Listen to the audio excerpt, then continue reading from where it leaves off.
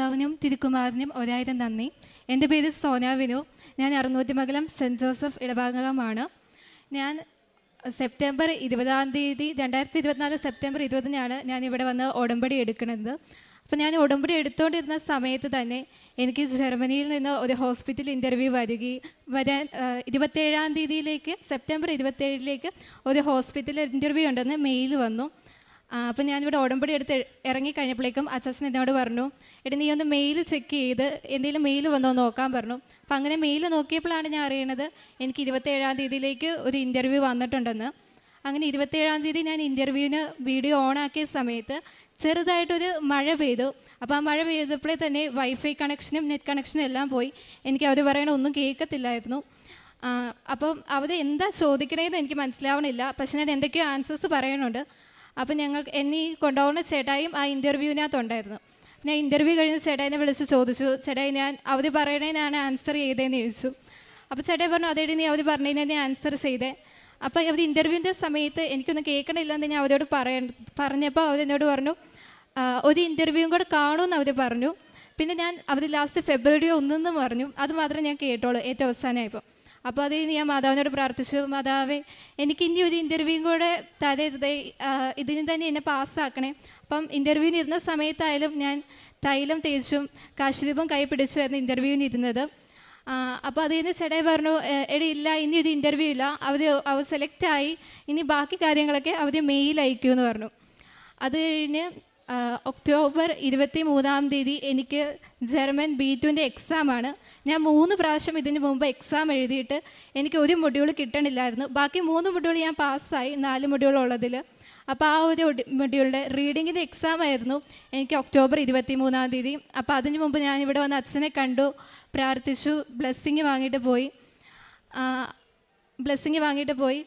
അതുപോലെ തന്നെ ഒക്ടോബർ 8 ധ്യാനത്തിൻ്റെ സമയത്ത് അമ്മ ഇങ്ങനെ പ്രാർത്ഥിച്ചു, 10 മുമ്പായിട്ട് എനിക്ക് ജർമ്മനിയിൽ നിന്ന് എന്തെങ്കിലും ഒരു കാര്യങ്ങൾ അവിടെ നിന്നുള്ള പേപ്പർ എന്തെങ്കിലും വരണേന്ന് പറഞ്ഞ് പ്രാർത്ഥിച്ചു. ഒക്ടോബർ 8 തന്നെ ഒക്ടോബർ 8 രാത്രി തന്നെ എനിക്ക് അവിടെ നിന്ന് കോൺട്രാക്റ്റ് വരികയുണ്ടായി. ഞാൻ എക്സാം എഴുതുന്നതിന് മുമ്പാണ് എനിക്ക് കോൺട്രാക്റ്റ് കിട്ടിയത്. അപ്പോൾ എൻ്റെ ഏറ്റവും വലിയ ആഗ്രഹമായിരുന്നു ഞാൻ ജർമ്മനിക്ക് പോകണമെന്ന്. എക്സാം പാസ്സായി, എല്ലാം ക്ലിയർ ചെയ്തിട്ട് ജർമ്മനിക്ക് പോകണം എന്നുള്ളത്. അങ്ങനെ 23 എക്സാമിന് പോയി. 18 ക്വസ്റ്റ്യൻസ് നമ്മൾ കറക്റ്റ് ചെയ്താലാണ് എക്സാം പാസ്സാവുക. 30 ക്വസ്റ്റ്യൻസിൽ എനിക്ക് ആകെപ്പാടെ 3 എണ്ണത്തിന് ഞാൻ ആൻസർ ചെയ്ത് കറക്റ്റ് ചെയ്യാതെ എനിക്കറിയാം. ബാക്കി എനിക്ക് ഒരു പ്രതീക്ഷയില്ല. ഞാൻ എന്താ മാർക്ക് ചെയ്തേന്നോ എനിക്കൊന്നും മനസ്സിലായിട്ടില്ല. പക്ഷേ ഞാൻ പ്രാർത്ഥിച്ചു, തൈലം തേച്ചു, ഉപ്പിട്ട് പ്രാർത്ഥിച്ചു, എക്സാം എഴുതി ഇറങ്ങി. അത് കഴിഞ്ഞ് ഒക്ടോബർ 28 തന്നെ എനിക്ക് വിസ ഇൻ്റർവ്യൂവിന് വെച്ചു എറണാകുളത്ത്. അപ്പം VFS കഴിഞ്ഞ് അവിടെ ഇരിക്കുമ്പോൾ തന്നെ റിസൾട്ട് പബ്ലിഷായെന്ന് പറഞ്ഞ് മെസ്സേജ് വന്നു. അപ്പം അവിടെ വെച്ച് നോക്കിയപ്പോഴേക്കും സൈറ്റ് ബ്ലോക്കായിട്ട് റിസൾട്ട് കാണാൻ പറ്റിയില്ല. അപ്പം ഞാൻ വന്ന വഴിക്ക് അച്ഛനോട് പറഞ്ഞു, നമുക്ക് പള്ളിയിൽ പോയി യേശുപിതാവിൻ്റെ ഗ്രോട്ടോയുടെ അവിടെ ഒന്ന് പ്രാർത്ഥിച്ചിട്ട് പോകാമെന്ന് പറഞ്ഞു.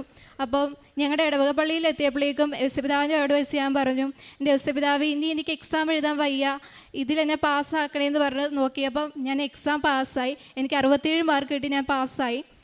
അത് കഴിഞ്ഞ് നവംബറിൽ എൻ്റെ വിസ എഴുതി വന്നപ്പോഴേക്കും റിജക്റ്റായി. റീസൺ പറഞ്ഞത് എനിക്ക് അവിടെ നിന്ന് കിട്ടുന്ന സ്റ്റൈഫൻഡ് കുറവാണെന്ന് പറഞ്ഞാണ് റീസൺ വന്നത്. അപ്പോൾ ആ ഒരു ഇതിൽ അവിടെ ജീവിക്കാൻ പറ്റിയില്ലെന്ന് പറഞ്ഞാണ് റിജക്റ്റ് ചെയ്തത്. ഞങ്ങൾ 4 പേര് വെച്ചതിൽ 3 പേർക്ക് റിജക്റ്റ് ആവുകയും ഒരാൾക്ക് മാത്രം വിസ അടിക്കുകയും ചെയ്തു. പക്ഷേ എനിക്ക് ആ സമയത്ത് വലിയ സങ്കടമോ കാര്യങ്ങളോ ഒന്നും തോന്നിയില്ല. ഹോസ്പിറ്റലിൽ അറിയിച്ചപ്പം അവർ വേറെ ഒരു എക്സ്ട്രാ പേപ്പർ തന്നു. അതിൽ 70 രൂപ ഫുഡ് അലവൻസിനായിട്ട് കിട്ടിയെടുത്ത് അത് 160 യൂറോയായിട്ട് കൂട്ടി തന്നു. പിന്നെ അതുപോലെ അക്കോമഡേഷൻ കാര്യങ്ങളെല്ലാം ഫ്രീ ആണ്. അങ്ങനെ 21 നവംബർ 21 ഞാൻ 2ാമത് വിസയ്ക്ക് വെക്കുകയും ഇന്നലെ 29 എൻ്റെ വിസ അടിച്ച് കിട്ടുകയും ചെയ്തു. ഇത്രയും അനുഗ്രഹങ്ങൾ തന്ന അമ്മ മാതാവിനും തിരുക്കുമാരനും 1000 നന്ദി. ബാക്കി അച്ചാച്ചൊരു സാക്ഷ്യം. ആത്മീയ ജീവിതമായിട്ട് ഞാൻ എല്ലാ ദിവസവും പള്ളിയിൽ പോവും. പിന്നെ ബൈബിള് വായിക്കും. നേരത്തെ അങ്ങനെ എല്ലാ ദിവസവും ഒന്നും പള്ളിയിൽ പോകത്തില്ലായിരുന്നു, ഞായറാഴ്ച ദിവസമായിരുന്നു. അത് കഴിഞ്ഞ് ഇപ്പോൾ എല്ലാ ദിവസങ്ങളിലും പള്ളിയിൽ പോവും. പിന്നെ ബൈബിള് വായിക്കും, കൊന്ത ചൊല്ലും. പിന്നെ ഞങ്ങളുടെ അടുത്തൊരു ഓർഫനേജ് ഉണ്ട്, അവിടെ എല്ലാ വ്യാഴാഴ്ച ദിവസവും 1000 മണി ജപമാലയുണ്ട്. അപ്പോൾ അതിന് പങ്കെടുക്കാറുണ്ട്. പിന്നെ ഓർഫനേജിൽ പോവുകയും അവരെയൊക്കെ കാണുകയും ഒക്കെ ചെയ്യാറുണ്ട്. എൻ്റെ പേര് വിനു. ഞാൻ ഉടമ്പടി എടുത്തത് 2022 പക്ഷേ എൻ്റെ വൈഫ് 2019 ഉടമ്പടി എടുത്തിട്ടുണ്ടായിരുന്നു ആദ്യമായിട്ട്. അതിനകത്ത് കൂടുതലായിട്ട് വൈഫ് വെച്ചിരുന്നത് ഞാനൊരു മദ്യപാനിയായിരുന്നു. മദ്യപാനി എന്ന് പറഞ്ഞാൽ ഞാൻ ഒരുപാട് ബിസിനസ്സുകളെല്ലാം ചെയ്ത് റെൻ്റ് കാർ, ഹോട്ടൽ, കാറ്ററിങ്, അതിലെല്ലാം പരാജയപ്പെട്ട് ഭയങ്കര സാമ്പത്തികമായ പ്രശ്നങ്ങൾ.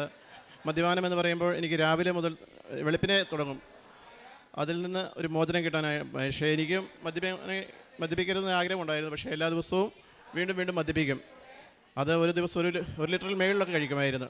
പക്ഷേ ഏതായാലും 2021 ഫെബ്രുവരി 9 ഞാൻ മദ്യപാനം പൂർണ്ണമായി നിർത്തി. അതിനുശേഷമാണ് ഞാൻ ഉടമ്പടി എടുത്തത്. ഉടമ്പടി എടുത്തു കഴിഞ്ഞ് എനിക്ക് കിട്ടിയ അനുഗ്രഹങ്ങൾ, ഒന്ന്, എൻ്റെ അനുജത്തി ജർമ്മനിയിലുണ്ട്. അവൾക്ക് അവിടുത്തെ രജിസ്റ്റേർഡ് കെയർ വിസയിലാണ് പോയിരിക്കുന്നത്. അവിടുത്തെ രജിസ്റ്റേർഡ് നേഴ്സായിട്ട് അവൾക്ക് അവിടെ ജോലി ചെയ്യണമെങ്കിൽ അവിടെ എക്സാം പാസ്സാകണമായിരുന്നു. അവൾ 3 പ്രാവശ്യം എക്സാം എഴുതിയിട്ടും അത് പാസ്സാകാൻ സാധിച്ചില്ല. ലാസ്റ്റ് ഒരു എക്സാം കൂടെ ഉള്ളൂ. അന്നൊരു ചൊവ്വാഴ്ച ദിവസമായിരുന്നു. ഞങ്ങൾ ധ്യാനം വീട്ടിൽ കൂടിക്കൊണ്ടിരിക്കുന്ന സമയത്തായിരുന്നു അവൾ വിളിച്ചത്. അപ്പോൾ ഞങ്ങൾ ഉടമ്പടി തൈലമെടുത്ത് അവരുടെ റൂമിൽ അവരുടെ ഫോട്ടോയിൽ നെറ്റിയിൽ കുരിശ് വരച്ച് പ്രാർത്ഥിച്ചു. അന്ന് വൈകുന്നേരം അവൾ വിളിച്ചു പറഞ്ഞു, അവർ 9 പേര് എഴുതിയതിൽ അവൾ മാത്രമേ പാസ്സായുള്ളൂ പറഞ്ഞു. അത് അമ്മ മാതാവ് ഞങ്ങൾക്ക് തന്ന അനുഗ്രഹമാണ്. പിന്നെ എൻ്റെ മോളുടെ കാലിൽ ഒരു അരിമ്പാറ ഉണ്ടായിരുന്നു. അത് ഞങ്ങൾ സ്കിന്നിൻ്റെ ഡോക്ടറെ കാണിച്ചപ്പോൾ അത് ലേസർ സർജറി ചെയ്തേ പോവുള്ളൂ. അവൾക്കത് ഭയങ്കര പേടിയായിരുന്നു. പക്ഷേ അത് ഞങ്ങൾ ഉടമ്പടി തൈലം ഉപയോഗിച്ച് അവൾ എല്ലാ ദിവസവും തേച്ച് പ്രാർത്ഥിച്ച് അതിനുശേഷം അവളുടെ കാലിൽ അത് പൂർണ്ണമായി മാറപ്പെട്ടു. പിന്നെ ഞങ്ങൾക്ക് കോടതിയിലൊരു വസ്തു സംബന്ധമായൊരു കേസുണ്ടാകും, ജപ്തിയുടെ. അതിനകത്ത് കഴിഞ്ഞ നവംബർ 23 നവംബർ മാസത്തിൽ കോടതി വിധിച്ചു 8 ലക്ഷം രൂപ കോടതിയിൽ ബാങ്കിൽ അടയ്ക്കണമെന്ന് പറഞ്ഞു. അപ്പോൾ ഞങ്ങളിൽ 1 മാസത്തിനകം അടയ്ക്കണമെന്നാണ് പറഞ്ഞത്.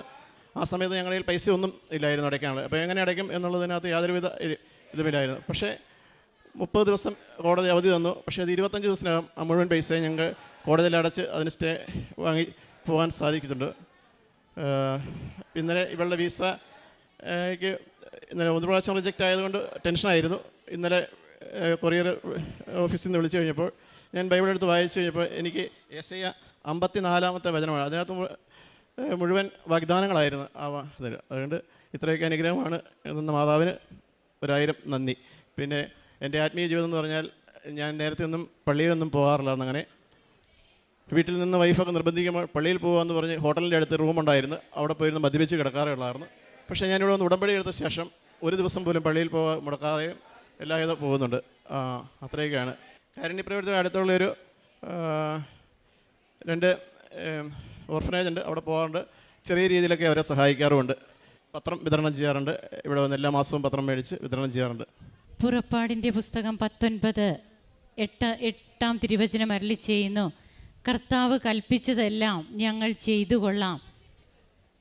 ദൈവത്തിൻ്റെ തിരഞ്ഞെടുക്കപ്പെട്ട ജനത മോശയോട് പറയുന്ന വാക്കുകളാണിത്. തങ്ങളുടെ ജീവിതത്തിൽ ദൈവത്തിനെതിരായി പാപം ചെയ്യുകയും അങ്ങനെ ദൈവം